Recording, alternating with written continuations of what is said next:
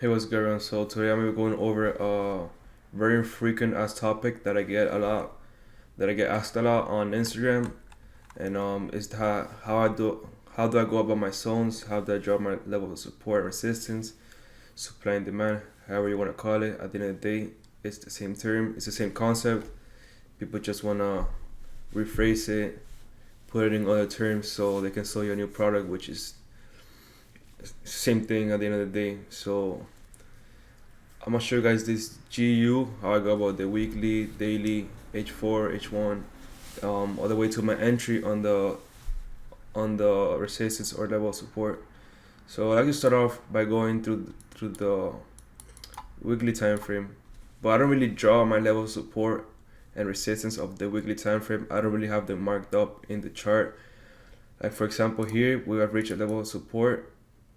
I just have it in the back of my head because it ends up being too messy if I draw it off on the weekly as well, or it just doesn't make sense in the daily in the H4. So I know that we're at level of support right now. So I have that in my mind when I go to the charts to look for a potential setup. So what I like to do is I like to start with the daily, and I like to draw. I like to see where price has had a wick and a reaction in the chart. So I like to do the horizontal ray first. Let's go from this marked off this area. Like I saw this level of interest. As you can see, I have the level of support over here. And now we also have resistance over here. So that's a level I'm interested in seeing when price breaks and retests. So that's why I have marked off. So what's next? Price broke below. We're gonna draw our level of support. And on the H4 it's gonna make more sense. So we're gonna pretend this is not happening yet. I'm going over from here and on. So from this and on. So this hasn't happened yet. This hasn't happened yet. So I'm going like that. So that's the level of interest. This is support. This is resistance now. And let's go over that for now. And I'll show you guys throughout this area and throughout this area. So I have that marked off on the daily. Now I go to my H4 chart and draw the horizontal ray around draw my box around my horizontal ray, which for me a zone is not really a price. It's more just, I mean, a level of interest is not really a price. Like there's people say psychological levels, yeah, that works. But for me personally, I like to have a zone marked off and not an exact price. That's why I draw a box around the ray, and the ray just to make the chart cleaner for me. That's what I like seeing on my chart. Everyone's different. Then we have this level of resistance, this level of support turned into resistance on the H4. So we have support, resistance. Also we have broke below resistance. I would retest the support. I mostly like to draw my levels of the H4 and look for the entries on the H1. Like look for entries below the H1, or if you want to see it clear, you can drop to the H1. So as you can see, this level of support broke below. We retested it again. I believe I took a short over here. I can't tell you the exact price, but I took a short after it broke this level, and then 15 and 30. I don't really remember. This was about like a month ago already. So that's the zones on the daily for this current, not for this current, for this past history of the charts. So we're gonna delete that so we can have the chart cleaner, and we'll go over how we would have drawn out this and throughout here of course. So we're gonna leave this marked off since price is not here anymore after we broke this level of support. And now we have this level of resistance. Support turned into resistance. Why did I mark this off? Another trick that I like to do is I pull out the line chart and see the chart. You can see clean touch of the horizon of the ray. Also as well here. Oh, wrong tool. As well on here we have the clean touch as well of the ray. So that's what I consider a support or a resistance, supply or demand. As well here kind of gapped, but if you go to the candlestick chart, Japanese candlesticks, you can see the wicks. So I draw this, right? Price is currently here right now. Drop it down to the H4. We're gonna draw our level, our zone, our little box around the ray. So when we draw a box around the ray, I like to put the ray right in the middle so it looks very good. So that was my chair, by the way. So we go to the H4, we see that price has broken below, retesting this level of interest, which in the daily, this is a level of support that was broken. We have this level, drop it onto the line chart, it's there. So that's why I start to draw here. Go to the H4, what is this?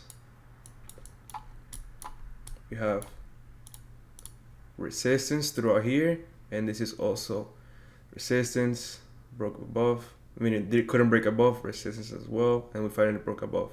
What I like to do is down the daily, I like to draw the daily and then match it where it makes sense with structure, non-structure, the candlesticks and the wicks on the H4 chart. So everything's on sync, if you understand. So we have this support level, but now if we go to H4, there's not much to see right now here. Price wasn't moving in big scales, so that's when I drop it down to the H1. That's when I try to draw my zones on the H1. So now price is here. So you can see on the H1 there's resistance, broke below, rejected resistance again, we finally broke above, came back down. We had a struggle here. I was caught here on a buy position on this buy. That's okay. So as you can see on the H1, resistance, reaction, resistance. I have a student that I went on the one-on-one session with him. I broke this trade down for him. He actually ended up taking this trade over here for a sell, and he almost passed the verification. So on the H1, what I like to do is, as you can see, we have this level that we rejected, resistance, support, broke below, resistance. I draw my zones around it. I like to have at least 2 touches and a couple of rejections on the candlesticks to consider an area of interest to go short or long. So we're gonna draw it out like this. This level of resistance. Now we have this level of support. As you can see, if we draw a horizontal ray over here on the daily, we have, on the H1, we have support, and you guys are gonna see in the M30 it's gonna be like a break and retest, I believe. Yeah, exactly that. So when things like this, so you want to play with between the H1 and the M30 when the H4 is not there, like there's not a clean resistance or support on the H4. So I drop it down to the M30 to draw this level of resistance, this level of support into resistance, and I'll just draw my box around it. As you can see, we have support, price moved, support, price broke below, resistance. That's fine. Now we're downtrending, create a head and shoulder on the H1. As you can see, left shoulder, right shoulder. This is considered the head, and then we're gonna have the right shoulder. As you can see, very clean until you're not. So we have that support and resistance. So now what are we looking at right now? We also have, if we look, prices moving down, okay. Now we have a couple of rejections here. I didn't have this marked off yet, but once I saw price broke below, came back up, I saw this level of support and this level of rejection of support, which ended up breaking below. I drew a horizontal ray. So then saw this again, more confirmations to have a zone of interest there. Draw a little box around it. I took this short around this area over here of this M30. I think it was an M15 right here. Yep. As you can see, when we drop it down to more time frames, it looks way cleaner. So can have the clean support, consolidation, broke below, resistance, price moved in my favor. As well as here on the M15 is way cleaner than the M30. That's why I like to match like every time frame. Let's say the H4, I like to match it with the daily, or if I draw something on the H1, I want it to look clean, like that it makes sense for me. Not just have a zone, because there's price moving there, like price reaction, but I like to have it that it makes sense for me when I drop it down to the M15, M30 to look for my entry. So we have support, broke below, create a double top, resistance, price push down. So now we have another zone, which I ended up taking where was it? It was here. So we go to the H1 now. We have come back here, drew my level of support after we broke this level, and we were retesting it. When I saw this initial rejection, identified this was resistance, drew my box around it. And now that I'm at resistance, how am I going to look for my entry? That's why I like to do it like this, that when I go to the M30, M15, it looks very clean. We have support, price moved, rejection of support, ended up breaking below, resistance. I took this trade, I think it was like Thanksgiving night. Yeah, Thanksgiving. So we took a short over here after the London open at 315 close candle. We have the rejection. As you can see, price pushed in my favor. So we go to the H1. We have support, rejection of support, ended up breaking below, resistance, and main resistance. Price pushed down.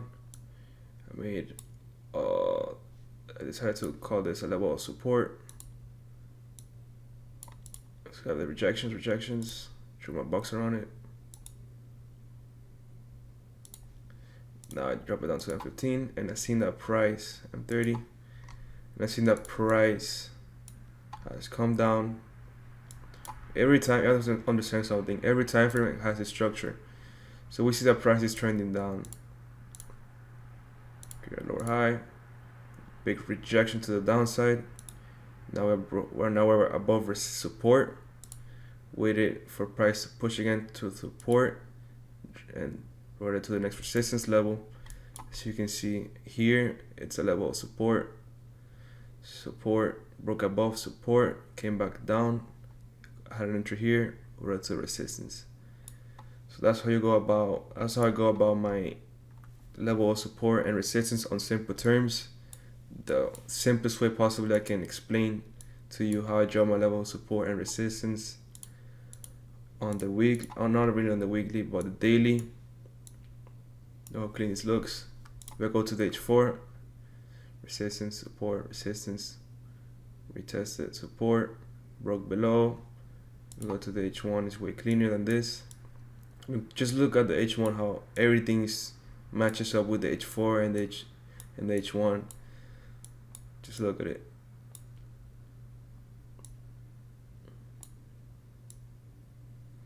Very clean, very clean. So now prices looks like it's shifting in structure.